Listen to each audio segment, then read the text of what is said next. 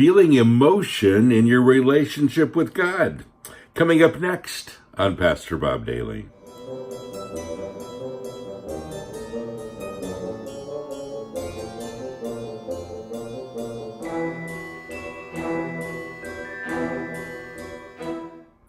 Well, this is the third time I've tried to record this. Not that I keep making mistakes, but I keep sneezing. You know, the pollen in the air is really thick today, so I'm going to try to make it through all the way to the end on this one. But here's the question. Dear Pastor Bob, I want to have a relationship with Jesus Christ. And when I look to the crucifixion of Christ, I feel nothing, no emotion. I feel so depressed and sad over it. I prayed to God about it. I told him I was obviously too wicked to follow him, and he wouldn't want anyone like me to follow him anyway. But without him, I feel so lost and full of despair. What should I do? The first place we start is realizing that our love for God is a process. We don't usually start out relationships falling in deep love with someone. You may like the idea, you may be romantically in love, which is not based on fact usually, but to fall in love with who he is many times is definitely a process. So it is that process that you're doing. And you know, the cool thing is that Jesus said he was sending us a comforter, the Holy Spirit. It's an interesting choice of words. A comforter, meaning that he wants us to be comfortable.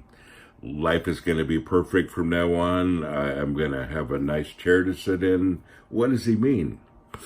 He means comfortable in your relationship with God, which is awesome. The Holy Spirit, again, who lives deep inside of you, and he works from your innermost being out through all of your emotions and everything, begins the process of helping you to fall in love with God. It's pretty cool. Because we need help? Yes, we do. You know, when you grow up, sometimes you have an imaginary friend, and a lot of people continue the imaginary friend concept with God.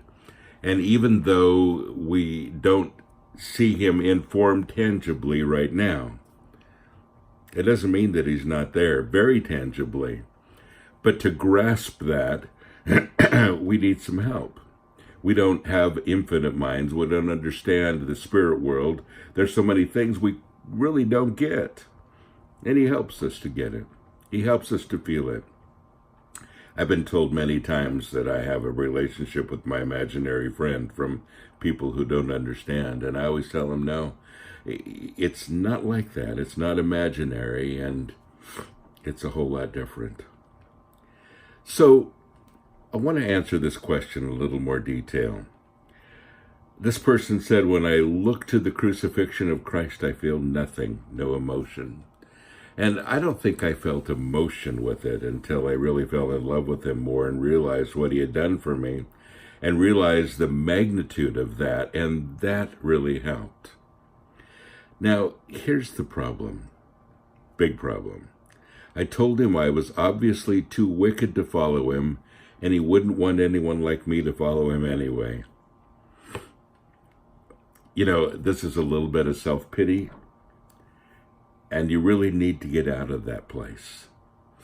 Now, I could say, well, you know that isn't true. You know that Christ died for the ungodly, not the godly. He died for the wicked, not the people that are perfect.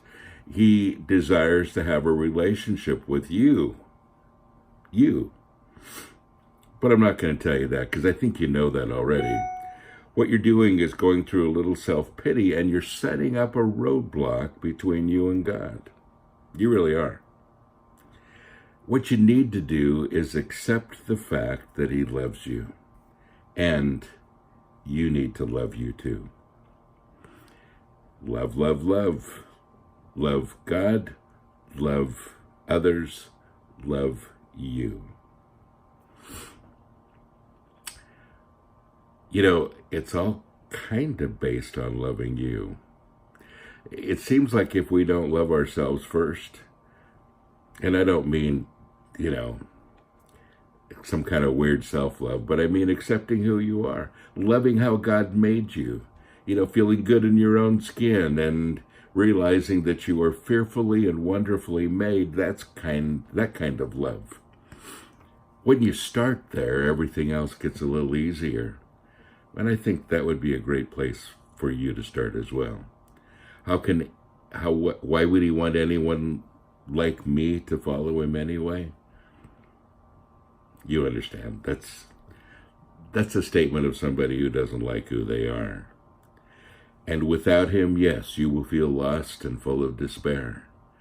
But you also will feel lost and full of despair until you start to love you too. And that's an important aspect. Celebrating the fact that God made you, that he didn't make a mistake, that he loves you to death, and that he desires a relationship with you is a really important place to be. It's a really important thing for you to think about.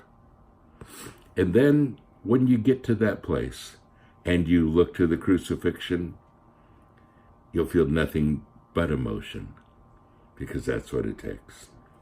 God bless you. Have a great day.